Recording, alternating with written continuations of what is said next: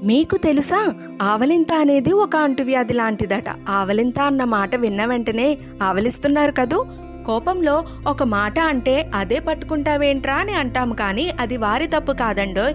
దాన్నే ప్రతికూల పక్షపాతం అంటారు. అంటే మీ బ్రెయిన్ పొగడ్తల కంటే అవమానాలను ఎక్కువగా గుర్తుంచుకుంటుంది. మనం ఎదుట మనిషిని 7 సెకండ్స్లో అంచనా వేస్తామట. వారి మీద వచ్చే అభిప్రాయం తప్పైనప్పటికీ దాన్నే కొనసాగిస్తున్నాం. మనం బాగా అలసిపోయినప్పుడు అబద్ధం చెప్పలేమట. ఎందుకంటే రాత్రి సమయంలో బ్రెయిన్ అలసట వల్ల ఆ అబద్ధాన్ని సృష్టించలేదు కాబట్టి. ఇంకెందుకు ఆలస్యం? నిజం తెలుసుకోవాలంటే రాత్రిపూట అడగండి. సంగీతం మీ డిసిషన్స్ని ప్రభావితం చేస్తుందట. షాపింగ్ మాల్స్లో లైట్ మ్యూజిక్ పెడతారు, ఎందుకో తెలుసా? మ్యూజిక్కి తగ్గట్టు మీరు స్లోగా వాక్ చేసి షాప్ చేస్తారు కాబట్టి.